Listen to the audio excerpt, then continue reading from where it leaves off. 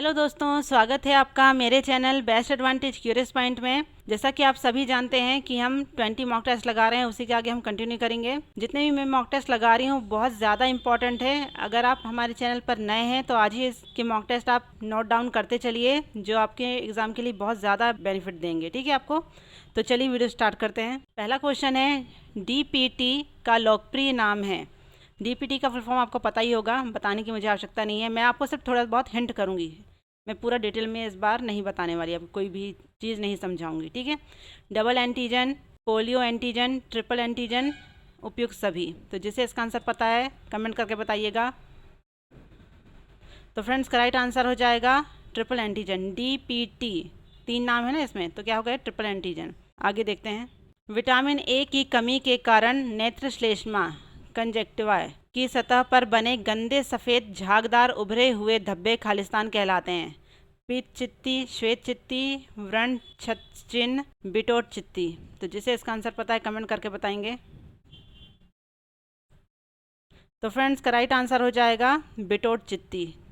ये चित्र में देखिए, आँख पर सफ़ेद झागदार जो गंदा सा दिख रहा है वो ही कहलाता है बिटोट चित्ती। ठीक है, आगे देखते हैं। वह क्या है जो वसा में घुलनशील विटामिनों जैसे कि विटामिन ए, डी, ई और के का अवशोषण बढ़ाता है। देखिए, जल में घुलनशील विटामिन क्या है, विटामिन बी और सी। और वसा में घुलनशील कौन कौन से हैं, ए, डी, ई और के। ये हमसे क्या पूछ रहा है, वह क्या है जो वसा में घुलनशील विटामिन, ये ए, डी, ई, के, ये तो वसा में घुलनशील विटामिन ही है, जैसे विटामिनों का अवशोषण बढ़ाता है। वसा, कार्बोहाइड्रेट, खनिज, प्रोटीन, ये खुद ही आंसर बता रहा है। ठीक है, तो जिसे इसका आंसर पता है कमेंट करके बताएंगे। तो फ्रेंड्स, का राइट आंसर हो जाएगा वसा। ये वसा में ही घुलनशील विटामिन है, वसा का ही अवशोषण बढ़ाता है ये। ठीक है, आगे देखते हैं। अधिगम तथा वातावरण का प्रभाव कौन सा है, किशोरों पर, गर्भस्थ शिशु पर, बाल्यावस्था पर या संपूर्ण जीवन पर। अधिगम और वातावरण का प्रभाव किन पर पड़ता है, किशोरावस्था पर पड़ता है, गर्भस्थ शिशु पर पड़ता है, बाल्यावस्था पर पड़ता है, या संपूर्ण जीवन पर ही पड़ता है। तो जिससे इसका आंसर पता है कमेंट करके बताइए। तो फ्रेंड्स, का राइट आंसर हो जाएगा संपूर्ण जीवन पर इसका असर पड़ता है। ठीक है, आगे देखते हैं। गर्भस्थ शिशु का समय कितना होता है, 320 दिन, 280 दिन, 310 दिन, 290 दिन। तो कमेंट करके बताइए क्या है इसका आंसर। तो फ्रेंड्स, का राइट आंसर हो जाएगा 280 दिन। इसे मैंने टुकड़ों में भी बताया है कि कितने सप्ताह का समय लगता है, कितने दिन का समय लगता है, कितने महीने का समय लगता है, ये सब मैंने आपको ऑलरेडी करा चुका है, इसलिए मैं ज़्यादा डिटेल में नहीं जाऊँगी। गर्भस्थ शिशु का समय कितना होता है, 280 दिन। नेक्स्ट क्वेश्चन देखते हैं। जिज्ञासु प्रवृत्ति किस अवस्था की विशेषता है, किशोरावस्था, बाल्यावस्था, शैशवावस्था, इनमें से कोई नहीं। कमेंट करके बताइए। तो फ्रेंड्स, का राइट आंसर हो जाएगा बाल्यावस्था। जिज्ञासु प्रवृत्ति होती है ना बाल्यावस्था में, हर चीज़ जानने की इच्छा होती है। आगे देखते हैं। इनमें से कौन एक डाइसैक्राइड नहीं है। ये मोस्ट इंपॉर्टेंट हाई लेवल का क्वेश्चन है। ये मानकर चलिए कि आप महिला सुपरवाइजर का एग्जाम देने जा रहे हैं तो कोई ना कोई सेट में आपको एक क्वेश्चन देखने को मिलेगा ही मिलेगा। किसी में मोनोसैक्राइड पूछ लेगा, किसी में डाइसैक्राइड पूछ लेगा, तो आप बहुत अच्छे तरीके से याद रखें इसे। Galactose, glucose, maltose, fructose. तो जिसे इसका आंसर पता है कमेंट करके बताइएगा। तो फ्रेंड्स, का राइट आंसर हो जाएगा माल्टोज। मैंने इससे पहले भी आपको ये तीनों पार्ट्स अलग अलग बता दिए हैं। ऐसा ये आप पूरा लिख के तैयार रखिएगा। ठीक है, कार्बोहाइड्रेट को 3 भागों में विभक्त किया जाता है, मोनोसैक्राइड, डाइसैक्राइड, पॉलीसैक्राइड। मोनोसैक्राइड के बारे में पूछेगा तो ग्लूकोज, फ्रक्टोज, गैलेक्टोज। डाइसैक्राइड के बारे में पूछेगा तो माल्टोज, सुक्रोज, लैक्टोज। और पॉलीसैक्राइड के विषय में पूछेगा तो स्टार्च, ग्लाइकोजन, सेलुलोज और पेक्टिन। ये आप याद रखिए। तीनों के यहाँ पर डिफाइन कर दिए गए हैं किस में क्या शामिल है, उसी हिसाब से आप आंसर लगाइएगा। ठीक है, आगे देखते हैं। दर्वीनक कोइलोनिकिया किसी कमी से संबंधित है, vitamin B6, iron deficiency, anaemia यानी कि लौह न्यूनता, रक्ताल्पता, विटामिन C या विटामिन B12। तो जिसे इसका आंसर पता है कमेंट करके बताइए। तो फ्रेंड्स, का राइट आंसर हो जाएगा आयरन डेफिशिएंसी एनीमिया यानी कि लौह न्यूनता, रक्ताल्पता। देखिए, कोइलोनिकिया दांतेदार नाखून। ठीक है, दर्वीनक आपके नाखून सीधे बढ़ने की बजाय अवतल दिखते हैं, मतलब नोकदार बढ़ते हैं। ठीक है, चम्मच की तरह, स्पून जो होते हैं चम्मच की तरह नोकदार होते हैं। कई लोगों में कोइलोनिकिया आयरन की कमी का संकेत भी दर्शाते हैं। ठीक है, तो इसका राइट आंसर क्या हो जाएगा? Iron deficiency anaemia. ये आप याद कर लीजिएगा। अगला देखते हैं।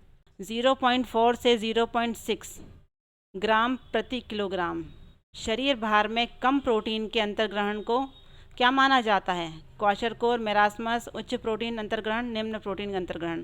तो जिसे इसका आंसर पता है कमेंट करके बताइएगा। क्वाशरकोर क्या होता है, मेरास्मस क्या होता है, ये हमने ऑलरेडी बात कर चुके हैं। तो फ्रेंड्स का राइट आंसर हो जाएगा निम्न प्रोटीन अंतर्ग्रहण। देखिए, आप जितने किलो के हैं शरीर को उतने ग्राम प्रोटीन की आवश्यकता होती है, और ये क्या कह रहा है कि 0.4 से 0.5 ग्राम प्रति किलोग्राम शरीर भार कम प्रोटीन के अंतर्ग्रहण, खुद ही बता रहा है कि कम प्रोटीन के अंतर्ग्रहण को क्या माना जाएगा? जाहिर सी बात है निम्न प्रोटीन अंतर्ग्रहण माना जाएगा। आप जितने किलो के हैं उतने ग्राम प्रोटीन आपके शरीर को आवश्यकता होती है। ठीक है, आप याद रखें। आगे देखते हैं। स्वच्छ स्वस्थ सर्वत्र योजना के अंतर्गत कायाकल्प पुरस्कार जीतने वाले प्राथमिक स्वास्थ्य केंद्र के ग्राम पंचायत में खुले में शौच मुक्त करने की कार्यकलाप निम्न में से कौन सा मंत्रालय करेगा? मानव संसाधन विकास मंत्रालय, पेयजल और स्वच्छता मंत्रालय, स्वास्थ्य और परिवार कल्याण मंत्रालय, या इनमें से कोई नहीं? तो जिसे इसका आंसर पता है कमेंट करके बताइए। तो फ्रेंड्स का राइट आंसर हो जाएगा पेयजल और स्वच्छता मंत्रालय। खुले में शौच मुक्त करने के लिए कौन सा मंत्रालय इसमें कार्य करेगा? तो ये पेयजल और स्वच्छता मंत्रालय है। ठीक है, आगे देखते हैं। शरीर में जिन अमीनो अम्लों का संश्लेषण नहीं हो सकता है उन्हें क्या कहते हैं? प्रासंगिक अमीनो अम्ल, महत्वपूर्ण अमीनो अम्ल, अनावश्यक अमीनो अम्ल या आवश्यक अमीनो अम्ल। तो जिसे इसका आंसर पता है कमेंट करके बताइएगा। अमीनो अम्ल के बारे में हमने बता दिए हैं।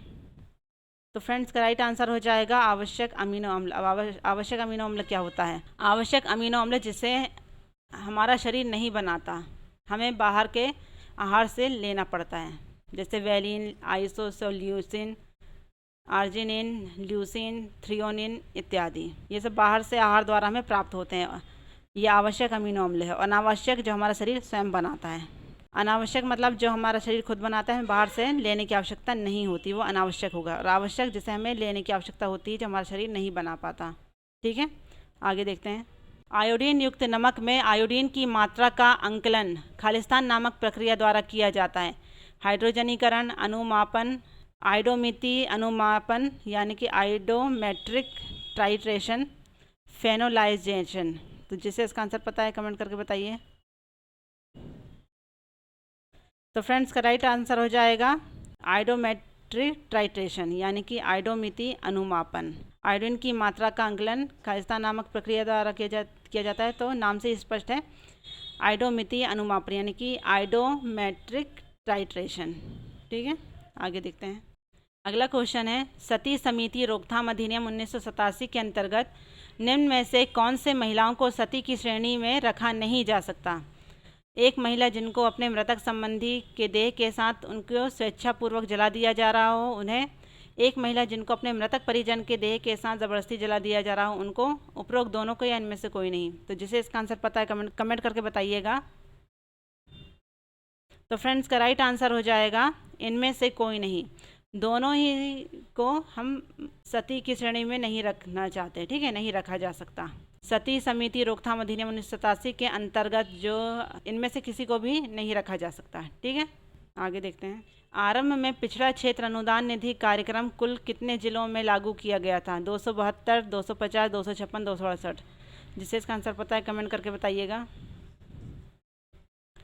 तो फ्रेंड्स का राइट आंसर हो जाएगा 250।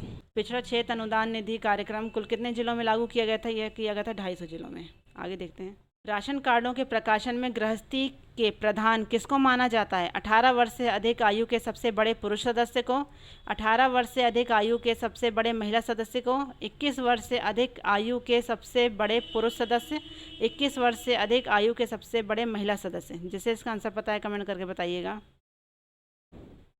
तो फ्रेंड्स का राइट आंसर हो जाएगा 18 वर्ष से अधिक आयु के सबसे बड़े महिला सदस्य को। ठीक है, आगे देखते हैं। जब शिक्षाविदों को शैक्षिक प्रवृत्ति के किसी विषय पर दर्शकों श्रोताओं के मध्य व्याख्यान या प्रस्तुति देने के लिए आमंत्रित किया जाता है तो इसे खालिस्तान कहते हैं। संगोष्ठी, कार्यशाला, प्रशिक्षण कार्यक्रम, परिचर्चा।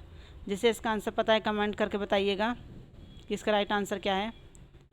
तो फ्रेंड्स राइट आंसर हो जाएगा संगोष्ठी। क्वेश्चन को 2 से 3 बार पढ़िए, उसके बाद ही आंसर लगाइएगा। देखिए संगोष्ठी क्या होती है, जिसमें किसी विषय पर विचार विमर्श और विचार विनिमय किया जाता है, तो क्या होती है, संगोष्ठी होती है। ठीक है, उसे संगोष्ठी कहते हैं। कार्यशाला, प्रशिक्षण, ये सब अलग चर्चा है, अलग बातें होती हैं। आगे देखते हैं। किशोरों के लिए परिवार से अधिक प्रभावी समूह है। बहिर समूह, धार्मिक समूह, मित्र समकक्ष समूह, व्यावसायिक समूह। जिसे इसका आंसर पता है कमेंट करके बताइएगा। तो फ्रेंड्स इसका राइट आंसर हो जाएगा मित्र मंडली जो होती है किशोरावस्था में लोगों की, उनको वो ज़्यादा आकर्षित करती है। समकक्ष समूह जो उनके हम उम्र होते हैं, ठीक है, उनको अधिक प्रभावित करता है ये सब चीज़ें। आगे देखते हैं। प्रारंभिक बाल्यावस्था में शारीरिक वृद्धि किस अनुपात में होती है? सामाजिक आयु, मानसिक आयु, परिपक्वता आयु, अस्थि आयु। तो जिसे इसका आंसर पता है कमेंट करके बताइएगा। तो फ्रेंड्स का राइट आंसर हो जाएगा अस्थि आयु। प्रारंभिक बाल्यावस्था, बच्चे की अवस्थाएं कई प्रकार की होती है, पूर्व बाल्यावस्था, प्रारंभिक बाल्यावस्था, ये सब हमने ऑलरेडी बात कर चुके हैं। ठीक है, प्रारंभिक बाल्यावस्था में शारीरिक वृद्धि, शारीरिक यानी कि फिजिकल एक्टिविटी के बारे में बात कर रहा है, किस अनुपात में होती है? सामाजिक आयु इसका मतलब नहीं है, मानसिक ये भी अलग है, परिपक्वता ये नहीं है, यह भी अलग है। वो होती है अस्थि यानी कि स्केलेटन। ठीक है, स्केलेटन आयु जो होती है वो इसमें असर करती है, कि इसमें शारीरिक वृद्धि के अनुपात में होती है। ठीक है, आगे देखते हैं। बाल एवं महिला हेतु अत्यंत विस्तृत योजना कौन सी है? राष्ट्रीय टीकाकरण कार्यक्रम, राष्ट्रीय स्वास्थ्य मिशन, समेकित बाल विकास सेवा योजना, या इनमें से कोई नहीं? तो कमेंट करके बताइए आंसर इसका। तो फ्रेंड्स का राइट आंसर हो जाएगा समेकित बाल विकास सेवा योजना। सबसे विस्तृत योजना ही है बालकों एवं महिलाओं के लिए। ठीक है, अगला देखते हैं। कम सुनने वाले बालक के लिए उपयोग की गई शिक्षण विधि कौन सी है? श्रवण यंत्र विधि, चिन्ह भाषा विधि, हस्त विधि, या ये सभी? तो जिसे इसका आंसर पता है कमेंट करके बताइएगा। तो फ्रेंड्स का राइट आंसर हो जाएगा ये सभी। क्वेश्चन हमसे कह रहा है कि कम सुनने वाले बालकों के लिए उपयोग की जाने वाली शिक्षण विधि कौन सी है? श्रवण यंत्र विधि, ये सब जो कम सुनते हैं उनको मशीन लगाकर उनको पढ़ाया जाता है, ये अलग चीज़ है। ठीक है, चिन्ह भाषा विधि, चिन्ह के माध्यम से समझाया जाए, हस्त विधि, तो ये सभी विधि जो है ये कम सुनने वाले बालकों की शिक्षा के लिए उपयोग की जा सकती है। ठीक है, ना सिर्फ श्रवण यंत्र विधि, ये अकेला नहीं है। ठीक है, तो फ्रेंड्स ये थे 20 क्वेश्चन मॉक टेस्ट। मैं आपके लिए 2 क्वेश्चन और लेकर आई हूँ। बेटी बचाओ बेटी पढ़ाओ योजना में उपयोग होने वाले गुड्डी गुड्डा बोर्ड की संकल्पना किस राज्य से लिया गया है? महाराष्ट्र, मध्य प्रदेश, राजस्थान, गुजरात।